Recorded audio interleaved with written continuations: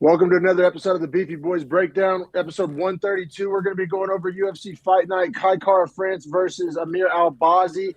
And we're starting with the prelims, as always, one of the only shows out there that goes over every single fight on every single card. And, man, jerking the curtain, we got Maxim Grishin. That name always – I never know if it's Maxim Grisham or Maxim Grishin. I fuck that up every time. But he's taking on Felipe Lins. Grishin coming in as a slight favorite at minus 130. That's who we rode with as a show on our parlays. Felipe Lins plus 110 dog. Two older guys, Grishin 39, Lins 37. And two Let's guys break that this one used down, to be buddy. well, they used to be heavyweights, and I guess decided they wanted to gain discipline in their life and became light heavyweights. So kind of a weird matchup between two guys that are definitely longer in the tooth, but are also better in shape than they maybe ever have been for their career. So kind of a weird thing to say, you know what I mean?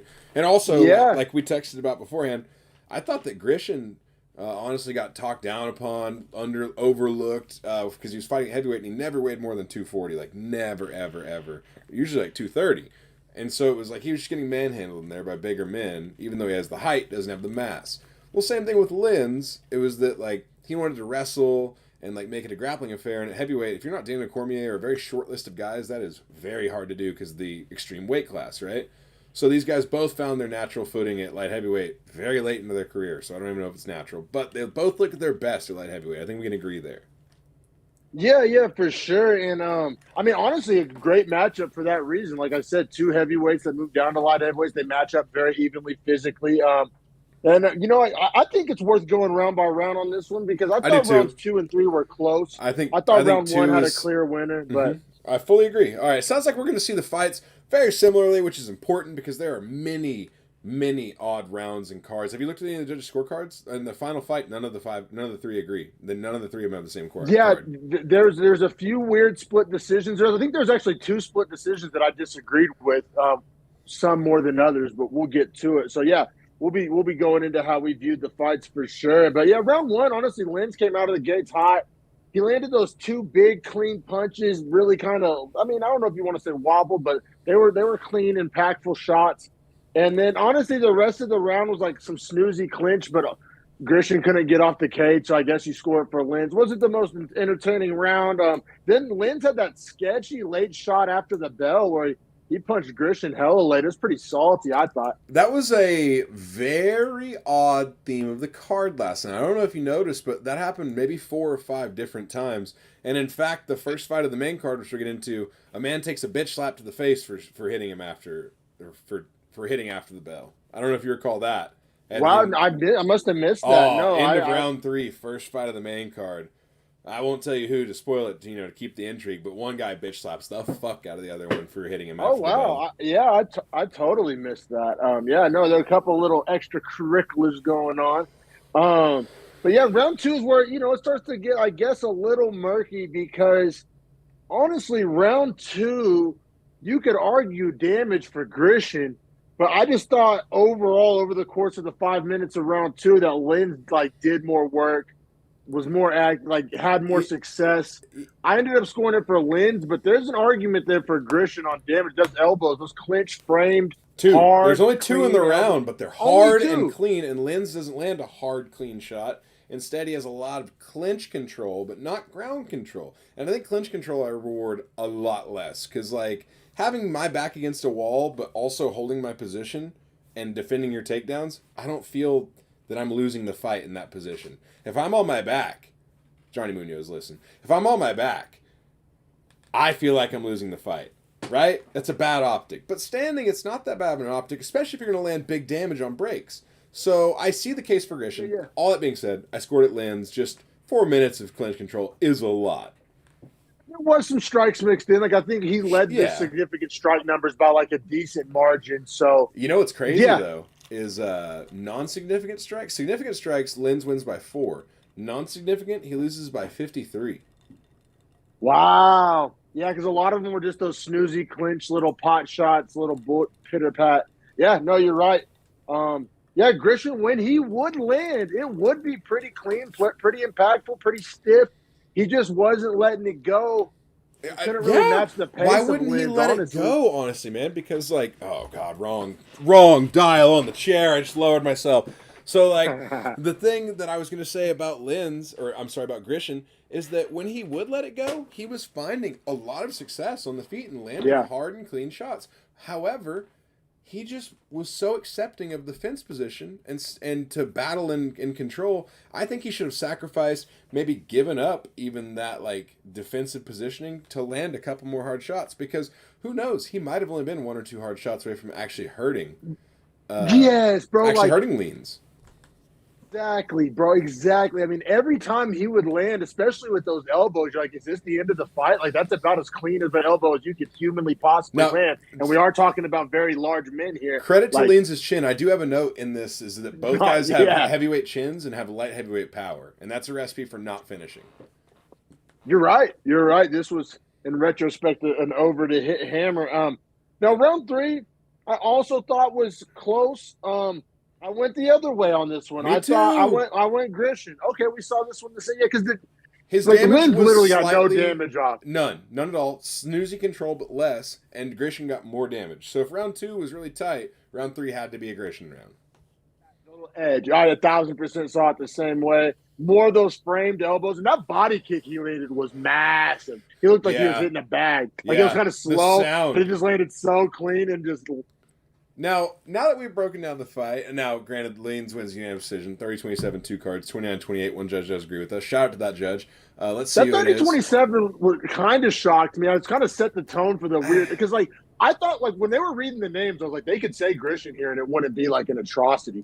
Like, if they said Grishin, like, that wouldn't have been one I would have been dying on a hill. Granted, we were Grishin bettors. Okay, they misread the scorecard. It was 2 29-28s and 1 30-27 officially. And the 30-27. No, that's what I have. I'm saying I was kind of shocked that there was a 30-27. It was Adelaide Bird. So. Fair enough. Yeah. Fair enough. That's all you got to hear for that one. It wasn't egregious, but just like in the moment, I remember distinctly, like, live, this first fight of the night, not attention or anything. I was like, they could say Grishin's name here, and like when they were reading the names off, I was like, I mean, if they did, I was honestly shocked it wasn't a split. I guess is what I'm getting at. Kind of like the fight played out kind of like a split decision, in my opinion. I also think this fight largely foreshadowed how important grappling control was going to be. Yeah. Which was an unfortunately impactful deciding factor in a lot of the scores last night. You're 1,000% right. So Linz gets the win, and it's a pretty big win for the simple fact that makes it 3 in a row. We mentioned his age; he's 37, so it's like now or never. He's beating people that people have heard of: Ovid St. Preux, Maxim Grishin. Not like, I mean, the biggest names alive, but he's not like he's beating debutantes. So like these wins matter. I mean, I don't know, man. I mean, I don't want to spend a ton of time on it. I got the rankings pulled up right here. 15 is at light heavyweight is Destin Jacoby. You can make that fight. I mean, I'm not mad at it. I mean, it'd be interesting. Is Jimmy Cruz Jacoby's pretty old too. Is Jimmy Cruz? Yeah, Jimmy Cruz 14. Yeah. Don't hate that one. I definitely think there's some light heavyweights in there that you can make very interesting fights with. I mean, if Dawkins comes down to light heavyweight like he's talking about. Dawkins is matched up with Roundtree. They fight, I believe, next week. Oh, well, perfect. Dawkins is fighting Roundtree. I could say the loser of that getting the winner. Gets Linz. Gets Linz. Because, like, he is at least interesting enough at light heavyweight and has a crazy chin and a pretty buzzsaw style. Well, the thing is, bro, like, I don't think any of those guys we just named, including Jacoby, unless it's like a head kick, are knocking them out. Not with this. I think. I think Roundtree could get him though with elbows. Yeah, nasty elbows because he's obviously there to be elbowed, as we saw. And I can see some guys definitely out cardioing him, but I don't see a ton of guys like taking him down. He's a big guy. I don't know. I mean, he matches up kind of interesting with these back end of light heavyweight, to be honest. That's kind of what I was going to say. Is his matchup and his skill set is kind of one and of its own right now at light heavyweight. Like, it's almost like a Daniel Cormier cheap version, like great value Daniel Cormier. You know what I mean? wish Daniel Cormier. Yeah, like can't get you to the ground and can strike kind of okay, but just does enough to where he can edge out the decision rather than actually like finish guys. Honestly, I think his chin is like his number one attribute. Yeah, which like his how often durability. do we talk about though? Like durability, not the attribute that we want to. That'll never be a champion's number one attribute. In other words, no, for sure. Oh yeah, I see the same I'm just way, saying, but, like when we say a fighter's like durability, like Nate Diaz, like this is not a championship quality. I love durability, and it's super important to have, and you have to have it to be top 5, but it's not the sole maker of a champion. No, but at light heavyweight, it's a division full of big, scary guys that can knock you out, and he's hard to knock out. Makes the fights interesting. Oh yeah, it's not. You know what I mean? It's not 125 or 135 where like you can be open to eating some shots because you just know the power's not there. Yeah, for sure, man. But speaking of bantamweights, up next we got Damon Blackshear. Speaking of power, plus 135. Yeah, speaking of power, you're not wrong. And then taking on Luan Lacerda, minus 155, bantamweight this division. Blackshear is one of these guys who's fought a murderer's row schedule. So he, he's a dog, athletic, but just had these tough matchups. And then I honestly, Luan Lacerda kind of blends into the pack of bantamweights. He doesn't necessarily stand out. I'm not going to act like I know a ton about Luan Lacerda. Well, you do know that his last fight was against one of the Basharats, and that he put on a great fight. Like, we actually were impressed. And he lost 30-27, but he was so tough that, like... this is a different guy. His last fight, but Cody Stamann, same thing. I mean, I think he put on a good performance against Cody Stamann. Who was the one that had fought a Basharat? It doesn't matter, but against Stamann, right? Kind of the same idea, like... Yeah. Just showed us like, oh, this is a tough guy that like can be a tough fight. Like, and honestly, Vegas minus 155 like really was feeling Luan Lacerda. Now, if we're they were going to dive into it was the other way. It was Blackshear. Blackshear's the way. That's what I said. That's what it was. That's what it was. He Blackshear lost the Basharat, but fought him close. Rada, Yusuf Salal. Yeah, so, like, he's fought a tough schedule. That's right. You're right. Sorry, I flipped him. But point being is that Luan Lacerda somehow is getting this Vegas love at minus 155 and Damon Blackshear at plus 135. We probably should have tapologied this and kind of just known. Yeah. There was a couple of those that I'm like, of course, that's the one I don't bet. Man, it sucks that I didn't take Kareem Silva, but yeah, which also we didn't unravel any of our bets. But like, if it wasn't for leans and us being so high on the guy we'll get to in a minute, I don't want to give away his name. Yeah, you went 4 out of 6 on a 6-legger. If I listened to Michael on the 2 that I didn't listen to him on, would have won $600 on 20. So I'm gonna start. So close, I'm gonna start going with a Beefy Boys official parlay. Like I'll put up the 20 every week, but we're gonna do the 3 of us get to like each put 2. We each get to pick 2. Yeah, that's what we're gonna do. Yeah, no, for sure. Because I used to do this 5 years ago in college football, and I was like plus 440% ROI for the year with the other 2 guys. Dude, I'm a big believer on like collabing brains together on bets because like your bias may not be like you kind of counter bias each other and get like a realistic picture and vision. Yes, for sure. I'm a big fan of that, bouncing ideas off each other. But yeah, let's dive into this Blackshear Lacerda fight, man. Bantamweight division, as we mentioned, man. Blackshear was, definitely eating him up with the striking. The damage wasn't even close. Lacerda was really playing the jiu-jitsu game, and he got pretty goddamn close on that knee bar. Shout out to Blackshear. He had that dope defense where he would almost like the figure 4 triangle the leg, the figure 4 defense. It was crazy good. Yeah. I never thought about it in a leg lock. If you can figure 4 your own leg, you'll never get your leg pulled. Because how would you really? How could 2 arms pull against 2 hips? 2 arms are never going to be stronger than 2 hips unless the weight class is different. And it worked to perfection. Like he was in deep, like it kind of was like, oh shit, is he? Because whenever guys start hanging out in those leg lock positions for like extended periods of time, which we'll see later in the night, it can go south quick. I'm pretty sure though he could have rolled into a calf slicer if he had like actually felt around for it. Because I think if he can get his hips around the back of Lacerda's there and apply pressure down, he actually starts calf slicing Lacerda's with that figure leg. 4 kind of transition to the calf slicer. Yeah, that would make a little sense. And then, so, I still gave round 1 to Blackshear. I thought the damage and the volume and the accuracy, I mean, really everything Blackshear threw landed. I feel like he didn't miss at all. I mean, obviously that's a little bit of hyperbole. On the feet, he was connecting. It wasn't a big round on the feet because it wasn't mostly on the feet. However, what I thought about in like my scoring of it was Lacerda did a lot of attempts, never found success. Blackshear threw a lot of punches and landed them.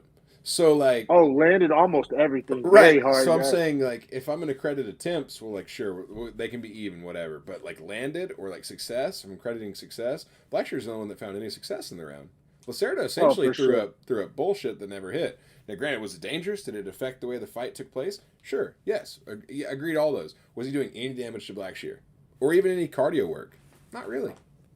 No, and then man, when Blackshear was on the feet, those combos, he would throw like 7, 8 punch combos. Like they would like just kind of pepper out there, kind of Diaz style, or he was just like throwing them out there. It was nice. Lacerda looked like a young Damian Maia. Like he was just like, just punch me in the face so I can get to your hips. It was like a bad. Yeah. It does not work in modern MMA. You cannot do that. Well, round 2 was Tapuria Ryan Hall just all over again. Brutal. Speaking of Tapuria, got this blue Tapuria rookie card right here. Pretty sweet. But yeah, no, that's what it reminded me of was Tapuria Ryan Hall. Ryan Hall kept rolling for the legs, and Tapuria just smashed him with this. I mean, pretty much what happened here. Blackshear kind of was like, "Oh, okay, you're just gonna go for leg locks for the whole fight, and I'm just gonna punch you so fucking hard in your face." Like essentially, he like figured out like 2 minutes after having his legs in figure 4 again. He was like, "Oh, you're never gonna get my leg, so I'm just gonna punch the shit out of you. It doesn't matter if I'm on my back or on my knees. Like I'm just gonna rain haymakers to your face while I hold your arm." And it worked. Yeah. Like Tognoni mercifully was like, "Hey, you can't just keep hitting him in the face. Like, stop." No, because to Lacerda's credit, he never really went out, but he was still, I guess, attacking the legs. But it was like this is just going to get really gnarly, right? Like literally let go of the leg, and like you could see his arm like shrimp out, and then he ate one more, and his arm like flopped a little bit, and that's when Tognoni was like, "All right. He lost the leg. He's got nothing. He's done." He was also gassing in the first round. Yeah, he was, just not a great performance from Lacerda overall. Pretty goddamn good performance from Blackshear. You know, it'd be wild. I don't think it would even be nice to do to Blackshear, but just some wild storyline, like maybe it gets him off the prelims. You give him Joffin Basher out. Let him try to get that back. Let him try to get that back. Get this guy out of Murderer's Row. Like, fuck. Yeah, but I mean, bantamweight's all Murderer's Row. You know what I mean? And at least there's some storyline there. I don't know. I mean, there's a million bantamweights you could give him. You could give him like a Brady Highstand or who fucking knows. But like, there's so many bantamweights. But I'm just saying that giving him the brother, letting him avenge the loss. I don't know. There's a little something on that from like a promotional standpoint. But Blackshear, I mean, I think what we're getting at is overall skill set impressive. It's just bantamweight's so deep. How do you emerge from the pack? You already lost to another elite bantamweight prospect, so we kind of put you in a more bottom rung of prospects. I mean, like I said, there's so many fights for him at that weight class, but just overall skill set, like stand-up looked great, the grappling defense looked great, the ground and pound was for a bantamweight was absolutely vicious. I mean, Chuck didn't get tired at all when his opponent was getting tired. I mean, check box. I thought composure was there too. I thought that in those high stress positions. Yep. Yeah, right. Like I mean, and we'll get to high stress because like we see it later on the main card whenever those leg locks happen. If you freak out, bad stuff can happen. Yep, 1,000%. I'm gonna grab a long drink real quick. Going to introduce this next fight. Yeah, absolutely. So we got a bulked up strawweight Jin Yu Fry plus 115. Looks like she's been powerlifting before the UFC, not power slapping. Don't get it twisted. She's fighting in and out striker, kind of. I don't want to say Wonder Boy-esque Elise Reed because that's way too much credit, but that is her fight style. She's just not Wonder Boy, but she's minus 135. Vegas was throwing some respect on it. Now, I don't know how you saw it, but I thought round 1 was just Jin Yu Fry, just essentially saying like, yeah, I know you're a better striker, so we're gonna grapple, and I'm gonna get you on your back, and this is my round. Yeah, no, I didn't. You also, I was wanting to mention you bet the over on this one. It was at what minus 260. So Vegas definitely thought this one was going over, but definitely a good parlay builder. Right. My thought was anything under minus 300 that I think is a lock, I'm going to throw on a parlay. That's the way I've started looking at it. Because like once you get to 5 legs or more, anything under 300, like you're still profiting to add it. Oh yeah, for sure. And then round 1 was definitely Jin Yu Fry. They got the 2 takedowns. there was like 4 clean, big left hooks too, which was wild because, she didn't necessarily have the striking advantage, but she landed the best strikes on the feet in that round. Like, at least they had a faster jab and, was doing the better footwork and overall maybe, better technique on the feet. But Fry was effective on the feet in round 1. 100%. Yeah. I mean, honestly, I thought Jenny Fry kind of just won all facets of the round. Like, it was more so me after round 1. This is a weird thing to say for how I finished with rounds 2 and 3, but like, I was convinced that if that was going to be the way this fight was going, at least Reed was going to be 30-27 or maybe finished. Yeah, and then round 2, I guess, ends up being controversial. When I watched it live, I felt very confident in my score to the point where, I don't know if this is a hot take, I don't have the word close in my notes for round 2. I gave it to Fry, like, with confidence, which maybe that's a hot take. And at the time, I wasn't trying to have a hot take. I didn't even think it was controversial. I thought Fry won the round. I mean, she had the takedown. She was on top. She had some ground and pound while she was on top. Elise probably did win the stand-up, but it wasn't like she was landing bombs or cutting her or knocking her down or wobbling her or anything of that sort. And then she got taken down, controlled, and beat up. I had no problem giving that round to Fry. And like I said, in the moment when I gave it to Fry, I didn't think it was like a controversial hot take. Yeah, man. So I honestly thought, like, watching round 2, I thought Reed was landing good damage on the feet, might have slightly won the damage round on the feet. However, fair. Like, overall damage, she might have still slightly won. But I think control, she had almost none. And Fry had, 90 seconds or 2 minutes of control.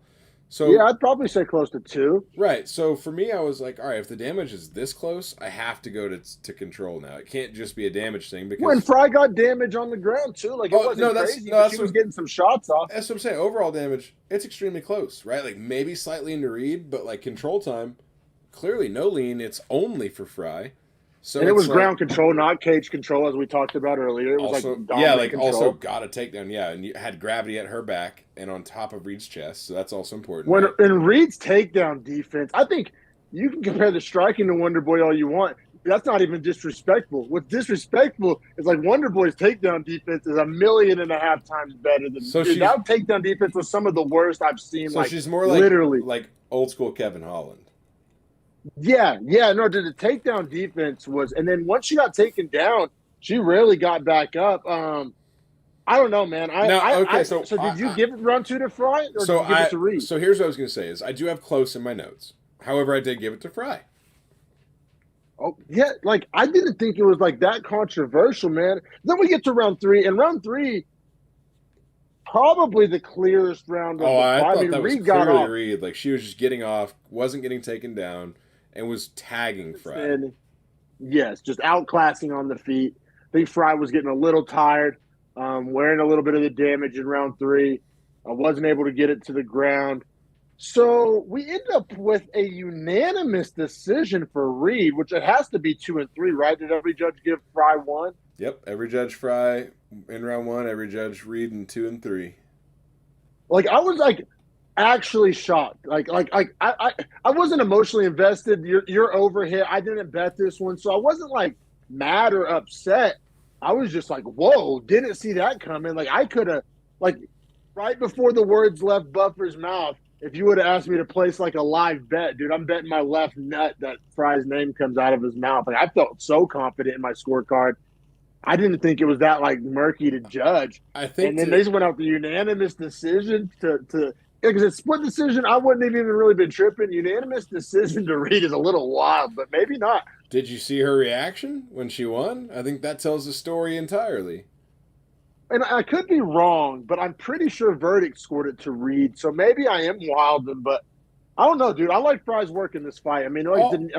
All I'm saying is most fighters kind of have an idea. Like, I'll even go this far. Most fighters think they win a fight when they don't win a fight, right? Like, most guys will say, like, in a controversial round, like, I won that round. Even whenever we get the X's and O's out and we're like, well, you didn't. It was close, but you didn't. They will say to the blue Volkanovski against Makhachev. Chris Curtis. Yeah, headbutt McGee. Like, till they're blue in the face, they'll argue, right, when they really believe it. And then, in this case, Reed wins the fight and is like elated, ecstatic, like screaming, like so happy. And to me, that was an admission in and of her own actions, like, oh, I don't think I won this fight. Because what I saw was surprise. What I saw was a surprised reaction. And what I'm saying is like, when most fighters assume they win a fight, to assume you lost is to say, like, you definitely lost. And that might be the last we see from Fry, man. I mean, that drops her to 11-9. She's 38 years old. In like all the lead up, she was talking about like, oh, I have 3 degrees. I can go do something else. So that might be the last we see of her, which, you know, is kind of a damn shame in a way to go out like that. But and then it also sucks because it'd be one thing if Reed was some prospect we could be excited about, and this is just the next step to like a fun ride we're about to go on. And I just don't think any fans really feel that way about Reed. I mean, the striking, fantastic. Takedown defense, absolutely god-awful. And, I mean, the striking's good in a weird way. So it's like striking without power. So, I mean, best case scenario, she's going to outpoint fight somebody. And it's like, you know, and she's probably going to get taken down. And it's just not like an exciting fighter to like really throw, you know, hype coal in the hype train about. And so it's just like fight kind of results in like a nothing burger. We probably get a retirement out of a vet and then like a prospect that we're kind of meh on. And so it's just like, what are we doing here? Here's how I kind of feel about it is that, like, normally I'm the guy in the women's divisions that's arguing like, well, we need the depth, right? Like the depth is good. She's not good depth. It's not a quality depth ad with Elise Reed.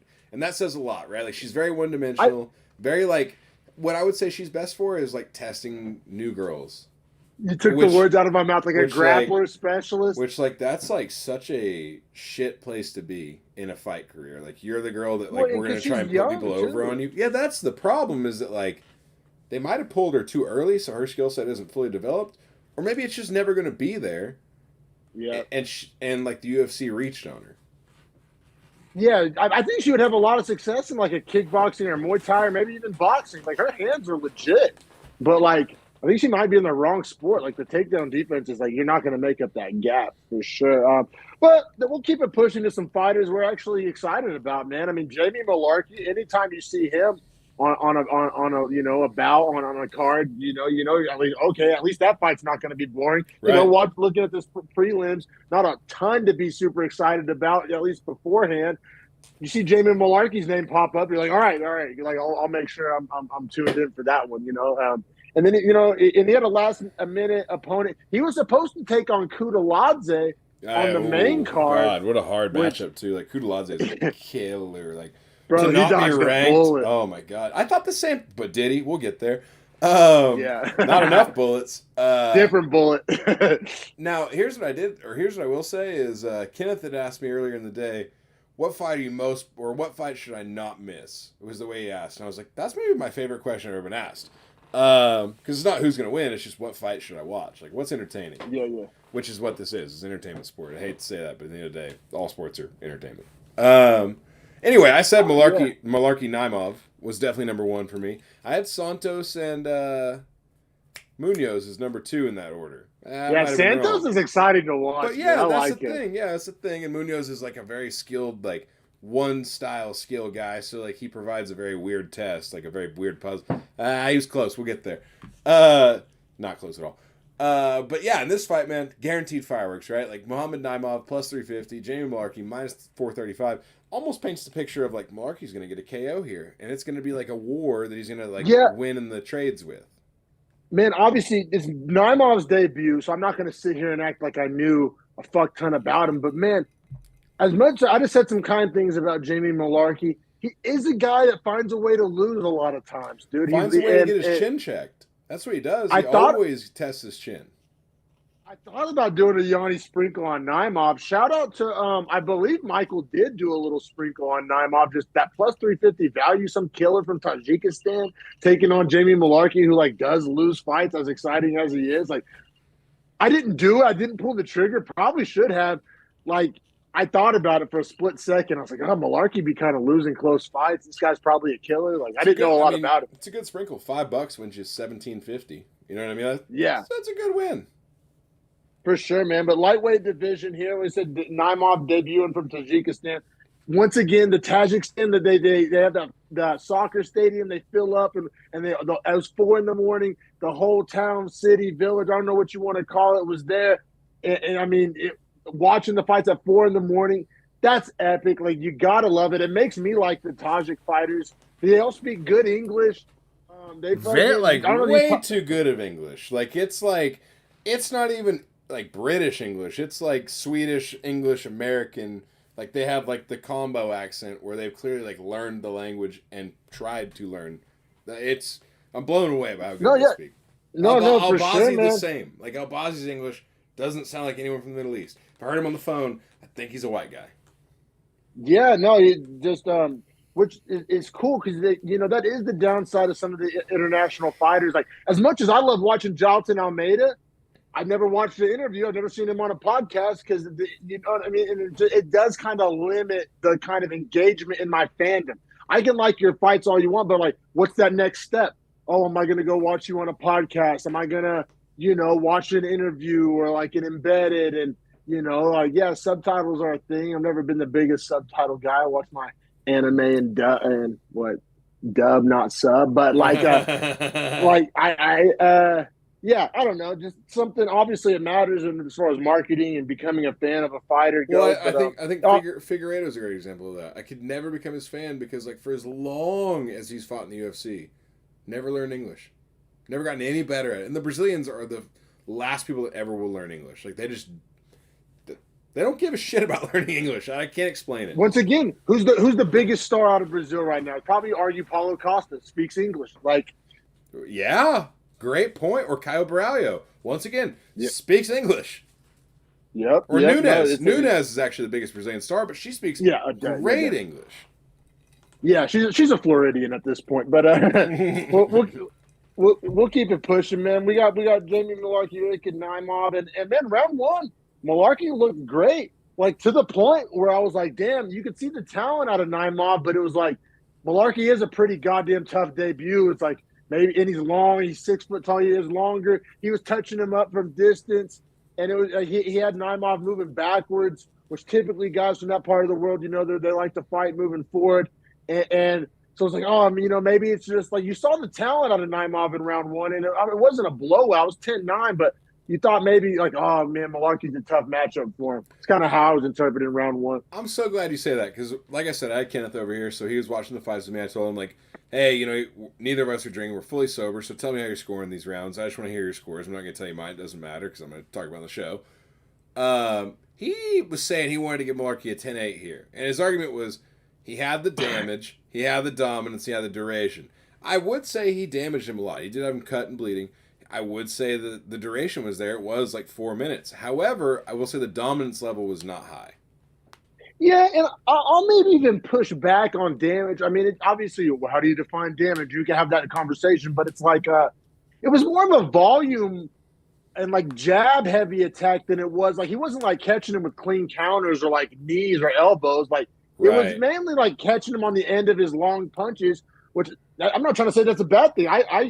I framed it as a good thing in my notes, but like to just act like it was some ass whooping. Like, Naimov was in there competing. He was landing some good kicks. He cracked Malarkey a couple times. You could argue Naimov maybe had the hardest punches of the round. Yeah, no, disagree with Kenny. Love you, Kenny. Appreciate you always commenting on the videos. Appreciate you watching, supporting, but disagree with your take there. But I fully agree. And I'm usually Oprah with the 10-8s. But I just wanted to like put it out there that people see fights very differently, and if any judge was seeing that way, that would be scary. Anyway, all judges agree with us. 10-9 to Malarkey. Easy first round, I think. Now, that being said, second round comes out and Malarkey still looks good. And here's what I noticed. In the first round, he would start throwing feints, and then he was reading the responses, and then he was throwing shots based on the feints that were working, right? So it was almost like he was sequentially paring down Naimov, right? Like, when I do this, you do this, so I'm going to do this here, and then, like, I'm going to bait you into this so I can do this. Right, that kind of like smart striking, like chess match striking. It was really, really good. Problem being, he got too confident in it, and he tried to feint too hard, and that's what leads us to the finish that comes. And if you remember, Malarkey does the double level change, throws no punches, and just walks in with his head up and down. So it's almost like hands low, right? Hands Like low. almost like trying to bait the shots so that he can counter with a right. And I know that's what he was trying to do because he thought when he would dip, Naimov would throw, he would come high, dodge it, and then counter right over the top, right? Great idea, except Naimov didn't bite and instead stayed home. So when Malarkey tried to come with the right, Naimov was already coming with his own right and crushed Malarkey's face. Like, quite literally beat him to the punch. Yeah, like, because if you look at it, Malarkey's is a quarter of a second off from connecting on the other side. Yeah, no, and well, the problem is how low his hands were, dude. His hands were like in his pocket if he was wearing jeans. I mean, they were so low on the entry. And credit to Naimov, because Naimov was losing that round to that point. He was losing the fight. Like, this was a comeback win for Naimov. Oh, for sure. Like, out of nowhere almost. Yeah, that's how I felt. Like, I was like, Malarkey's marching him down. Boom, no, he's not. Like, he was marching till he's on the canvas face first. Yeah, no, Naimov. I mean, one punch power, and forgive me, I'm mixing up him and the other Tajik guy. Was he the one that said he plans on dropping down to 45, or was it the other Tajik guy? No. That's Naimov. Naimov took this fight on 3 days' notice and couldn't make 45. So he was like, "Well, I can make lightweight though. Like I walk around at 165. Like sure, I can do that." So took the fight on 3 days' notice, starched Malarkey, and said, "Featherweights, look out, I'm coming." I think he might be kind of legit. Dude, what a promo! That was a hell of a promo to cut, and like I believed him because like some words are like generic if you read them on paper, but like watching him say that after that knockout of a lightweight, and then for him to say featherweights, I'm coming. Like I believed it. It struck me. I was like, oh, I'm hyped for this guy to go to featherweight. He was talking about, and this is one thing Kenneth was saying that I like fully disagreed with. Is he was saying like it's been a very hard 3 years. Like the 3 years that I've like thought I was ready for the UFC and been trying to get here. Like it's been really hard. And Kenneth was like, man, that's every fighter. And I was like, I don't think it's every fighter. I think where he lives, where he trains, the lifestyle he has to endure for 3 years is way fucking worse. Like, to escape that is one fight for him. For a guy in the United States, he might have to fight 3 times in a year to really, like, get the financial security. Like, he fights one time in the UFC, 12-12, 24 grand in Tajikistan. He's good for a year and a half, probably. Probably goes a long way, yeah. And just imagine like the opportunities in that part of the world. I mean, hell, we come from like in Oklahoma. Sheep herder, like goat cheese farmer, like you know. Yeah, like even where we're from, like in Oklahoma, like there's not a ton of opportunity, and that's in America. You know what I'm saying? Or like these other states, if you live in like Idaho, or like there's a lot of places in the middle of the country where you know, there's not a ton of opportunities, you know what I mean? And you're kind of in a remote location that's a little off the beaten path, and the people that are searching for the talent may not come across you. Like, imagine being in Tajikistan, bro. I mean, that place is a monarchy, so you got to think too, like, probably not great for the people unless you're higher class and accepted by the hierarchy. So notoriety, like gaining notoriety in this kind of a way, also elevates his class there, which also helps his lifestyle. And probably his family, too. No, it's big, dude. I'm a big fan of these Tajik guys, for real. Fantastic knockout over a pretty solidly big name in Malarkey. Going to featherweight, I mean, we get... Caceres fights on the same card. That'd be probably a pretty big jump, but, like, it wouldn't be crazy to like that general caliber of guy. I already have a fire name, Julian Erosa. Yeah, but it's going to be a featherweight we've heard of. Right? Oh yeah, Nate Landwehr. Like maybe not Landwehr. That's probably too high up. Well, Landwehr fights next week against Ige, and he's a plus 200 dog, which I'm hammering the holy goddamn fuck out of. Oh, I'm going to hammer the other way. I'm going to hammer the under. Oh, you're hammering Ige? I'm going to hammer the under. Oh, the under. Because I just don't trust either of those guys to finish that fight. Like, to make it to 15 minutes in that fight.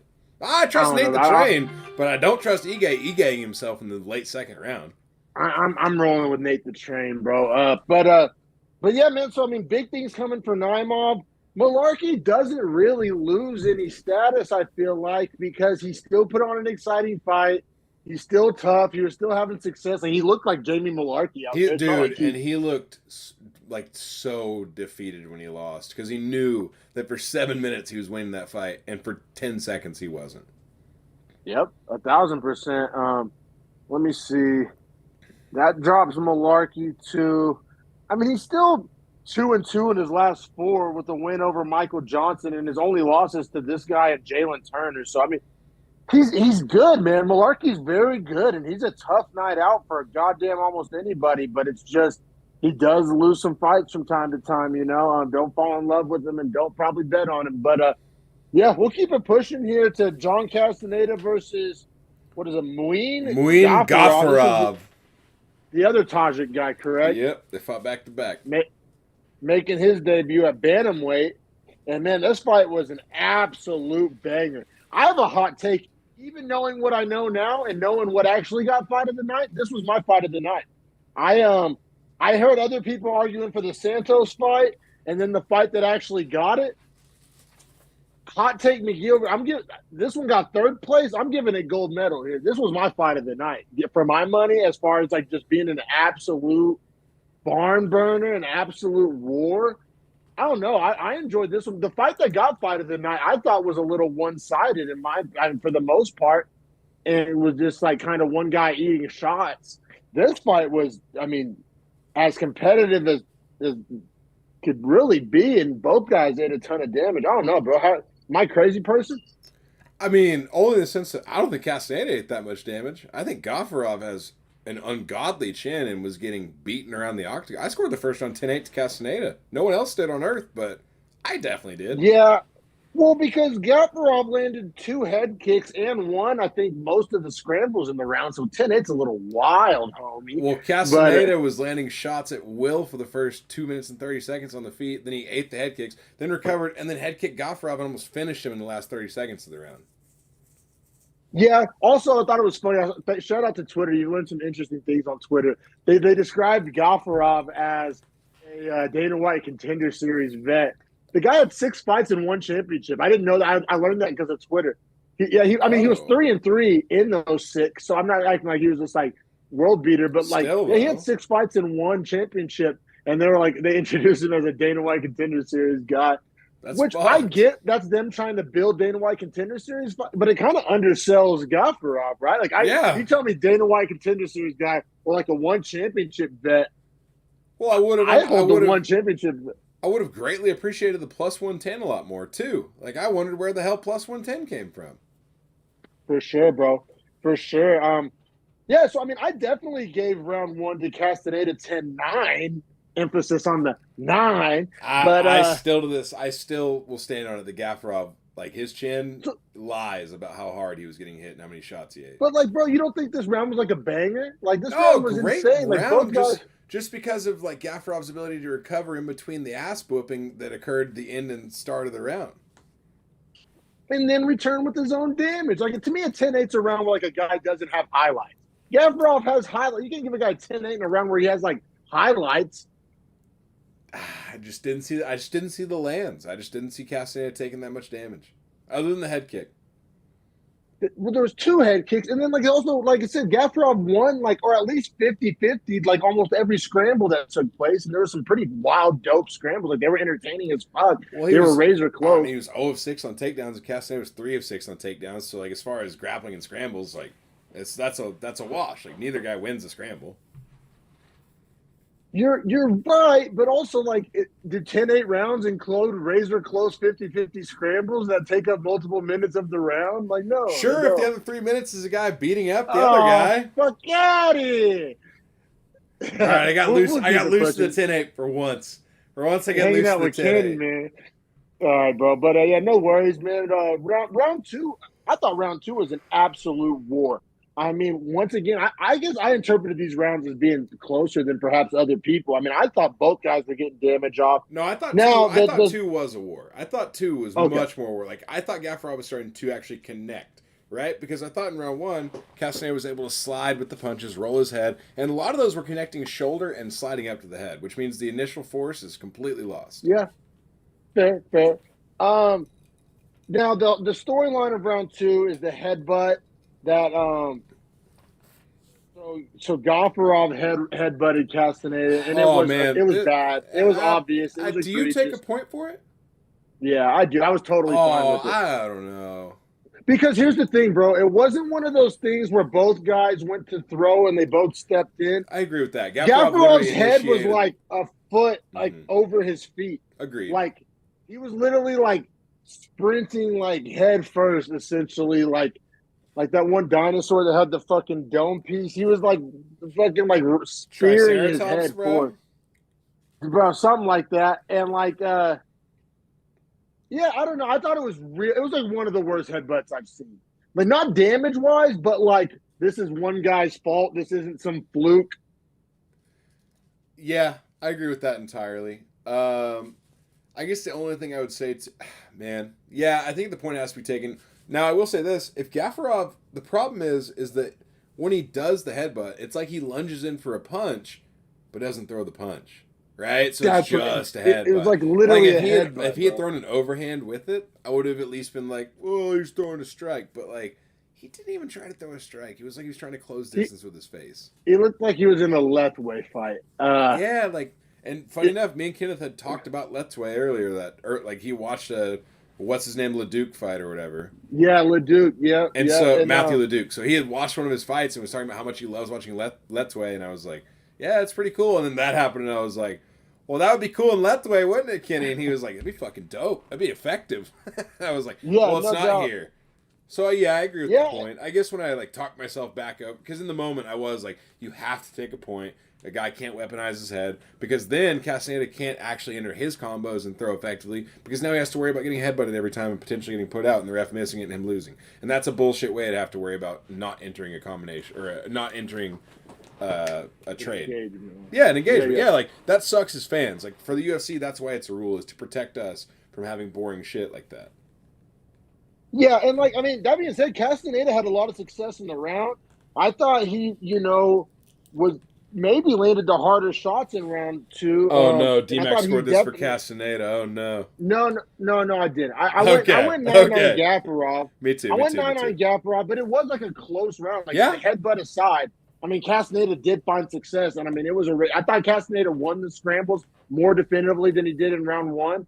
I thought Castaneda was winning the grappling, maybe even landed the hardest shot of the round. But Gafarov just landed, like the significant strike numbers were in Gafarov's favor. I thought the damage was in Gafarov's favor. The pace, he landed, the power. I mean, Gafarov was essentially winging bombs. I don't even know if he threw a jab the whole fight. It's like when he landed, and he was landing it too, they were pretty much all very significant. Agreed. That all being said, lost the point on the headbutt, so it is a 9-9. 9-9, so you have it 19-18 going to round 3. I have it 19-17 for Castaneda.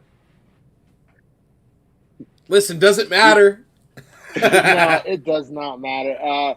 Because round 3, and you know what? Honestly, best round of the fight. If Gafarov had won the third round, and I still scored it for Castaneda, that's still the right guy to win this fight. Yeah, I guess. But like round 3, definitely without a doubt, Castaneda's round, his best round of the fight. Got 2 takedowns. On the second takedown, he was able to like transition into full mount, and then he pretty much ended the fight on Gafarov's back. Like that fight goes 30 more seconds, he probably gets a choke. Gafarov literally finished the fight with just his arms up getting choked, but knew there were 6 seconds, so he's like, I can hold my breath. Like, literally. That's essentially like running your gas tank fully to E. Yeah, no, he definitely like, and once again, if that's one championship scoring, I think that little finishing sequence like wins you the fight. That's like if you just, kind of what I'm saying is that like Castaneda was just the better guy at most of the moments in the fight. Like for all the times that it was very close or even or Gafarov was slightly ahead, Castaneda would get bigger leads or bigger advantages. Yeah, I think that's definitely fair to say. Almost like a wire-to-wire win, if that makes sense. Like it wasn't. Because it's almost like you lost like the second quarter and got behind by like 2 points, if them in like a football or basketball reference, but then ended up winning the game by like 10 or 12. Like put it securely in fashion through the second half of the second round and third round. Yeah, no, I think that's all fair to say. Castaneda, I mean, performed great against one of these Tajik savages. A one championship guy, like that is a very undercredited win due to the UFC not selling us a one fighter that was 3-3. Like that's not a guy that just went to 1 and took L's and dipped. Yeah, no, he definitely like 3 wins and 1 championships, nothing to sneeze at for sure, especially for a debut guy. Castaneda, man, I mean, he's like a 20-6 record now. I mean, obviously most of that wasn't in the UFC, but I mean, he's a tough guy. He's a talented guy. It's just bantamweight's so deep. Do you do Castaneda Blackshear? That's a banger. Oh yeah, that's a fun fight. That's a fun fight. They both won. I like that. Yeah, and Castellini's only 31 years old. You know, he has lost to his two quality losses, Santos and Nathaniel Wood. Granted, though, Eddie Wineland win doesn't age well, and the Miles Johns win doesn't age well. So this is probably his best win in the UFC, and if you ask me, I would agree. trending upwards. But just the skill set's there. Like, he passes the eye test all day fucking long. But yeah, we'll keep it pushing here to probably one of the fight that I had like the strongest betting take on over the course of the card. Hell, I could even see Cody Stamen. I could even see that being a good fight. But yeah, I'm sorry. Yeah, to not distract from your point, this would be a good fight to circle, right? And you know what's hilarious, man, is whenever you sent that voice message, I played it right after the fight, and Kenneth was just listening, and he was like, "Is that Dominic talking about the fight after like just now?" And I was like, "No, this is hours before it happened." He was like, "Oh shit." Yeah. I mean, granted, I mean, my take, I thought Arlovsky was probably going to get the sub if he did, like, but I honestly didn't anticipate a stand-up barn burner, like banger heavyweight just punching match, which was, as a viewer, I was stoked we got. It was really entertaining. But you like, did a lot more entertaining than Arlovsky. You did give the credit to Arlovsky essentially trying to like vet Savio his way to a win, and Mays just having the outspoken power. Now, granted, you did say, I don't think Mays will land that power due to the vet nature of Arlovsky. However, like, that's why I think Arlovsky gets a sub, but I think it's a finish, is essentially what you were getting at. Yeah. So, and also the bet we're talking about here. So Vegas set this over under at 2.5 on heavyweights, which is crazy. I originally thought it was 1.5. That's why I was talking all big, and then I reread the message. You're like 2.5, and I was like, and you got plus 170. Yeah, plus 170. That's insane. On 2.5 rounds at heavyweight. That's like, essentially Vegas saying that this like 60% of the time is a decision fight, and I fully disagree with that.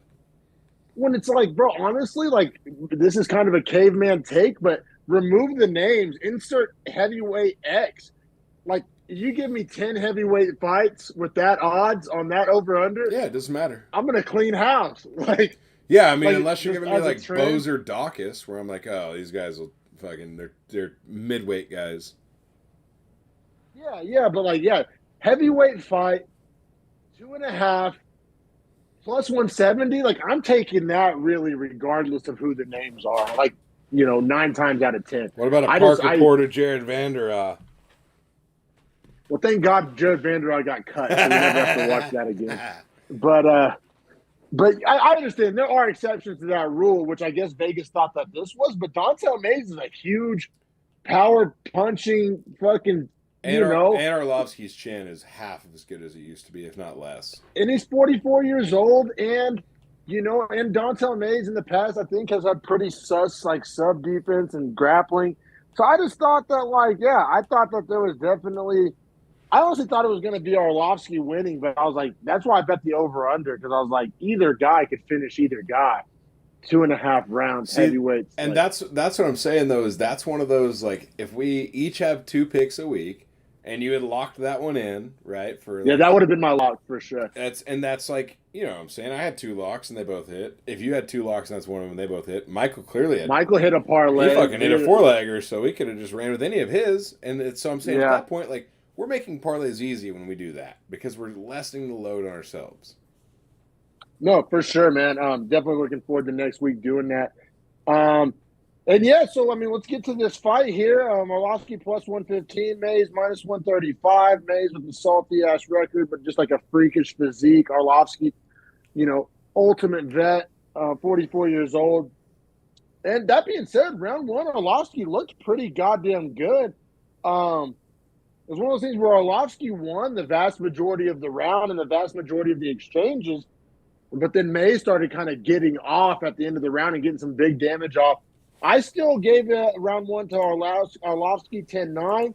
I like kind of the body of the work, but like if you gave round 1 to Mays, I don't think you're a crazy person. Like that, he started getting off at the very end, maybe won the damage battle. For sure. So I think slightly edge damage in literally the last 10 seconds. However, I'll say that, like, as far as duration is considered, right, like duration dominance, damage, duration was nothing, right? Like, I mean, nothing. Yeah. Nothing. That's literally my whole argument for giving the round to Arlovsky was pretty much the duration part of it. Me too. I scored 10-9 for Arlovsky because I just didn't think Mays was going to overcome Arlovsky's lead in the last 10 seconds unless he flatlined him or knocked him down, which he didn't. He hurt him, but it didn't knock him down. So it's not like even the most vicious. Because a heavyweight, like, man, you even connect halfway and you can knock a guy down. So, yeah. That being said, yeah. 2 judges do go 10-9 Mays.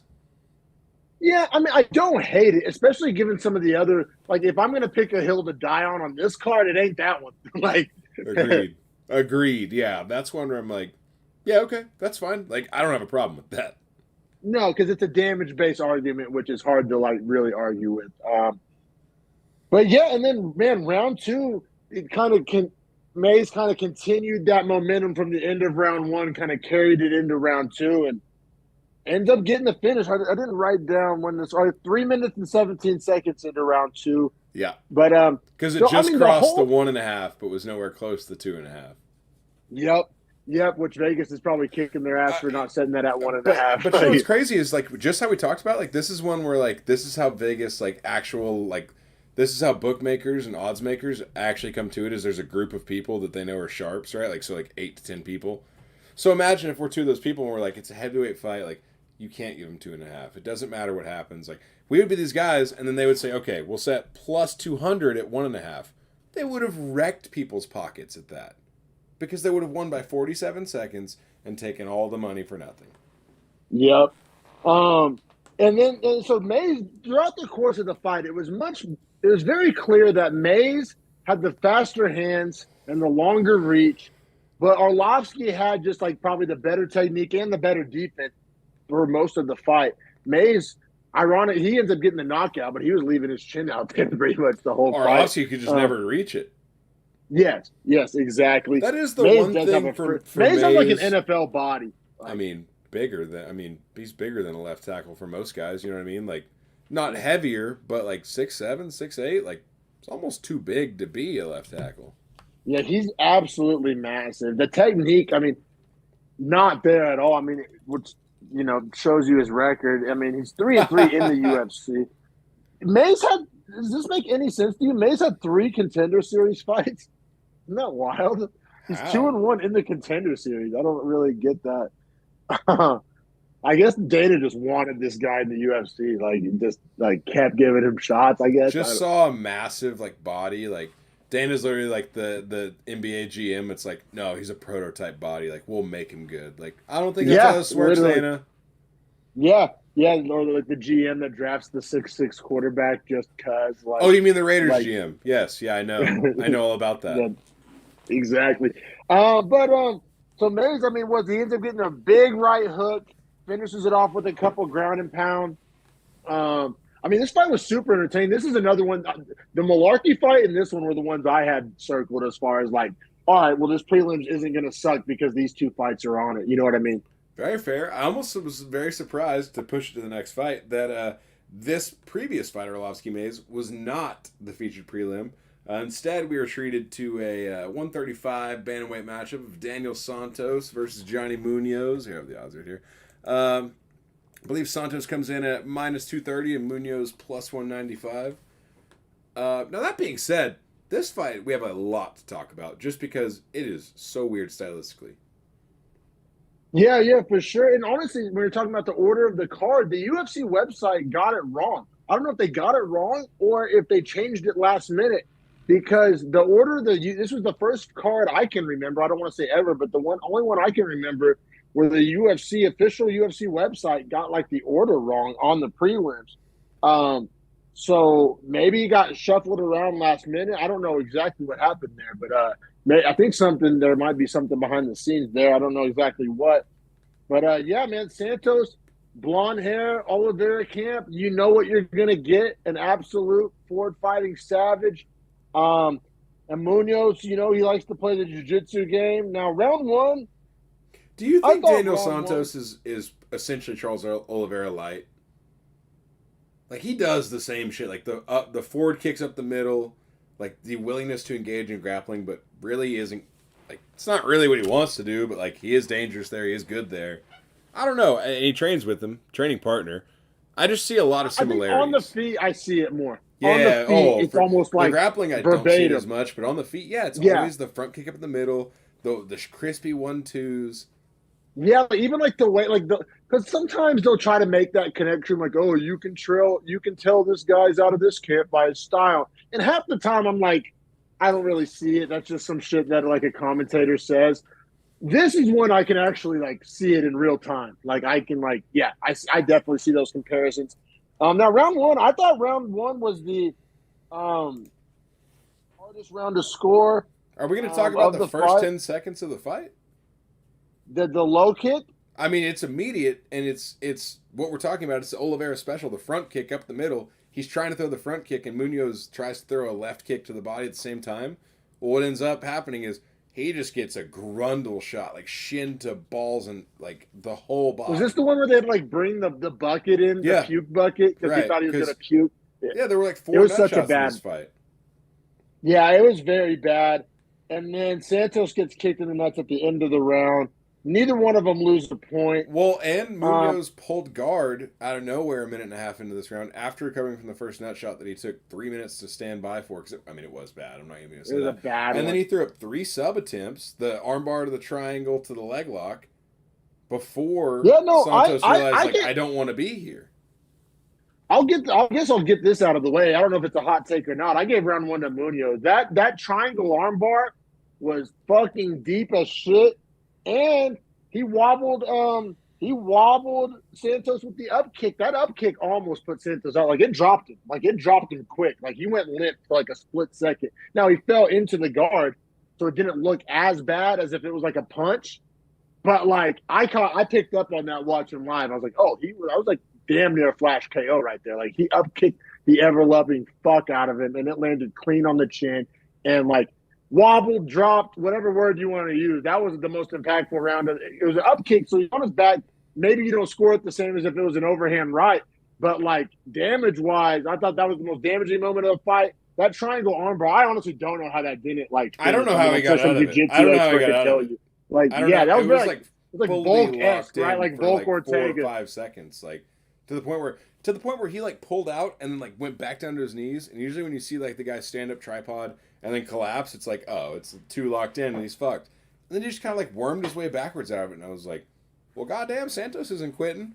All that being said, I scored it to Santos, and I wrote it as a very close round due to the up kicks. I thought Santos had more damage on the feet. I also thought that Munoz's now on the feet, right? Because the up kick is the most damaging strike of the fight, or of the not the fight, but of the round for sure. Yeah, there's some more damaging strikes later, but most damaging strike of the round. Now, granted, Munoz didn't have a lot of them, so it's almost like a quantity versus quality argument there, because Santos was landing a good amount of shots. However, whenever those 3 sub attempts came up, he clearly was only defending.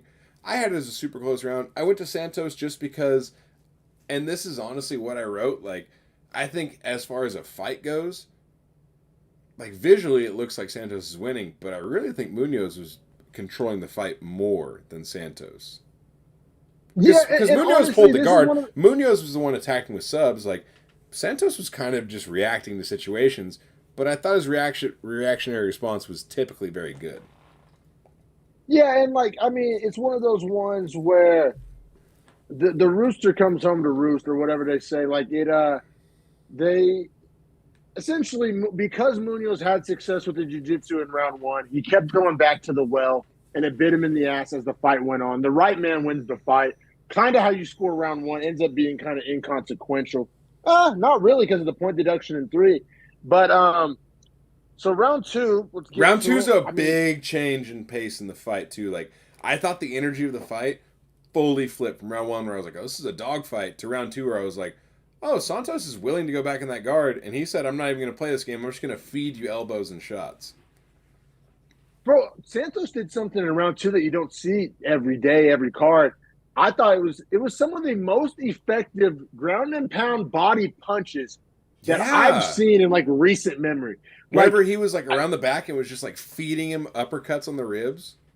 Dude, like they were landing so like impactful. Like, it's rare that, like, because usually ground and pound to the body's like body, head kind of bullshit.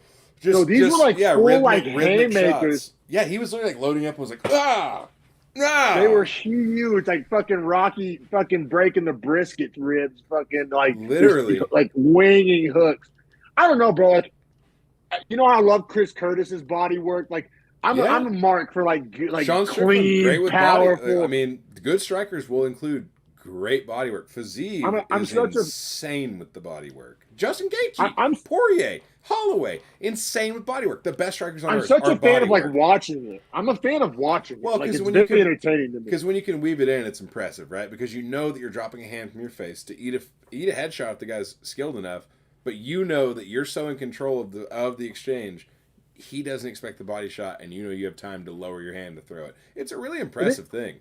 From the ground too, like you just don't see it every day. And when you do see it, it doesn't look like that. So I mean, I was super impressed with Well, that. I mean, especially I love watching Santos fight. on the ground, I'd say that's more of a cerebral like attribute as well. Like he's actually like actively in the fight, like seeing like, oh, there are his ribs, my full shoulder's free, like I'm gonna crack him. Like a lot of fighters don't see that stuff.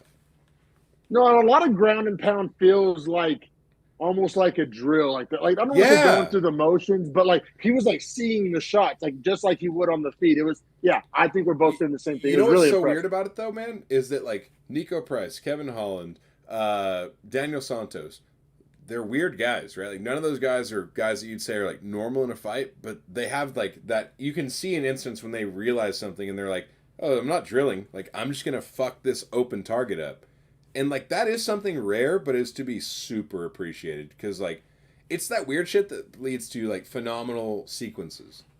Like I mean, that's what like separates Patrick Mahomes from 90% of other quarterbacks. It's the extra little weird shit. Yeah, Right. Like yeah, doing yeah, everything else for at a high sure. level and then add it like John Jones is probably our guy to compare that to, like the little weird shit where it's like, oh, you're actively like seeing this in the fight. You're not like reacting, like you're actively acting. You're in your own head. Yeah, I hate when you watch a fighter fight and it feels like they're in the gym. Like Oh, you mean one, two, like Vittori? pre-programmed, You mean Martin like Mortal Vittori? Kombat. Yeah, like Mortal Kombat. Like if I press these buttons, this combination will happen. Like it's not like reactive. It's not creative. It's not on the fly. Like it's very like pre-programmed. Like you know That's what I to mean? me that's Vittori and Costa. Like I just see them as like every technique is sharp, but they just kind of throw it like they're being controlled. Like they hear their coach say it, and they're like, okay, okay. It's never like Izzy or Whitaker where they're in the moment, seeing the shots and developing it in their own head.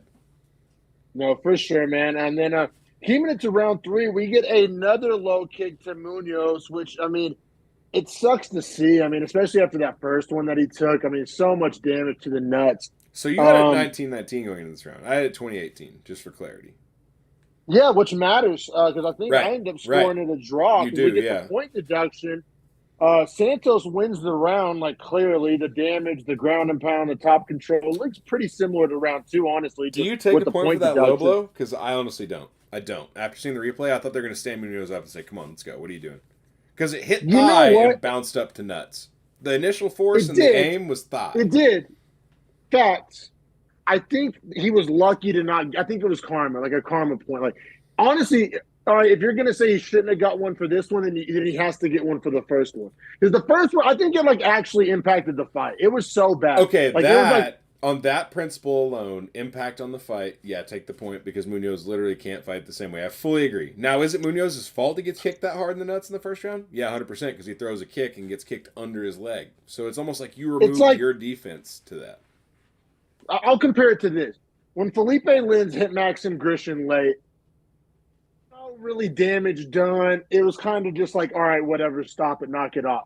But like, say on that late punch, He he like dropped breaks the him. nose or opens a cut or drops him. You got to take the point, right? It's like Yeah, it matters. It yeah. matters. That's how. So like, it's one of those things. It was almost like a makeup call in basketball. You'll hear that kind of like, I'm not or even in any gonna. sport really. I'm not even gonna say that because it was almost like the ref. I can't remember. It was Mergliata or someone warned. No, it was Mark Smith. It was Mark Smith because he pulls Santos or Munoz over after Munoz kicked him in the nuts, and he goes, "Hey, he didn't do a lot to make that happen. You understand? Yep. Don't do Yep. that again." So, and he had told Santos the same thing earlier, like, "Hey, I know it's incidental because he threw a kick. You kicked him really, really hard, like, and you're very responsible for that, like, because you threw it straight up the center line. Like, be more responsible." Told Munoz, "Be more responsible." This is where you're very firm. This is where I kind of waver is like that kick that Santos throws to get that nut shot is a bad choice of kick, but it does land in the place he intended it to land. It just comes up. So like a ricochet. Oh, like a ricochet. Yeah. So like he didn't throw the kick to the nuts. He contacted the nuts almost on like latent force. And I know that still hurts, and I think there should still be a break. I just don't know about that point being taken, honestly, because it's so incidental. I'm fine with it. I'm okay with it for the precedent that would happen in the fight previous, like already right up to that point.